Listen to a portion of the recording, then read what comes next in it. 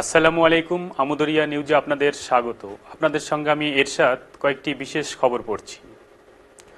আলিপুরদুয়ার জেলার মাদারিহাট ব্লকের টোটোপাড়ায় একটি আবাসিক স্কুলের 89 জন ছাত্রছাত্রীকে জাতিগত শংসাপত্র দিতে আলিপুরদুয়ার জেলা এবং মাদারিহাট ব্লক প্রশাসন বিশেষ উদ্যোগ গ্রহণ করে।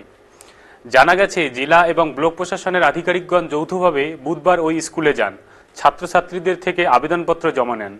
বৃহস্পতিবার বল্লালগুড়ি গ্রাম পঞ্চায়েতের দপ্তরে ছাত্রছাত্রীদের ডেকে নিয়ে এসে তাদের হাতে জাতিগত শংসাপত্র তুলে দেওয়া হয়।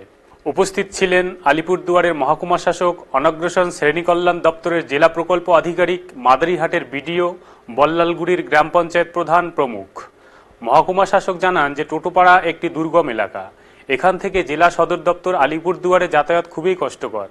এ কারণেই প্রশাসন ছাত্রছাত্রীদের দোরগোড়ায় পৌঁছে তাদের হাতে এই শংসাপত্র তুলে দিতে বিশেষ উদ্যোগ গ্রহণ করেছে। প্রশাসনের এই উদ্যোগে খুশি ছাত্রছাত্রী থেকে অভিভাবক সকলেই। আসছি পরের খবরে।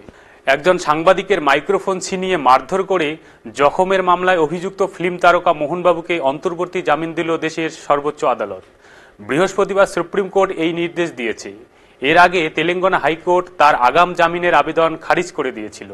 তাকে চ্যালেঞ্জ করে মোহনবাবু সুপ্রিম কোর্টে আপিল করেন। ঘটনাটি ঘটেছিল জলপল্লীর মোহনবাবুর বাড়িতেই। সাংবাদিক মোহনবাবুকে তার ছেলে অভিনেতা মাঞ্চু মনোজের সাথে সম্পত্তির বিরোধ নিয়ে প্রশ্ন করেছিলেন। তখন মোহনবাবু সাংবাদিকের মাইক্রোফোন ছিনিয়ে নিয়ে বারবার তাকে আঘাত করতে থাকেন। এতে গুরুতর আহত হন সেই সাংবাদিক। হামলায় আহত হওয়ার কারণে পরে সাংবাদিকের অস্ত্রোপচারও করাতে হয়েছে। মোহনবাবু দাবি করেন, আহত সাংবাদিকের কাছে তিনি ব্যক্তিগতভাবে ক্ষমা চেয়েছেন এবং তাকে দেখতে হাসপাতালেও গিয়েছিলেন। এই ঘটনার জন্য তিনি পরে দুঃখ প্রকাশও করেন। আসছি পরের খবরে।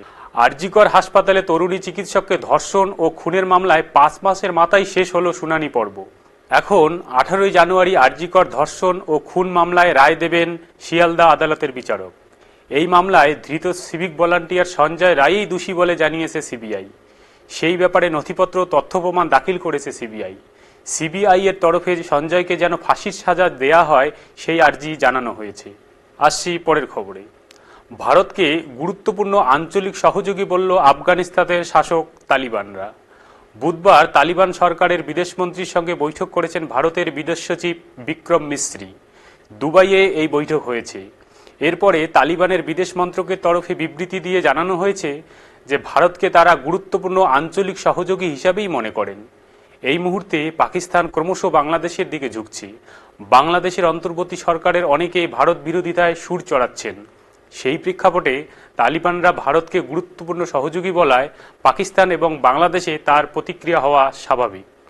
আজ এ পর্যন্তই। পরবর্তীতে আসবো অন্য খবরের সাথে। খোদা হাফেজ।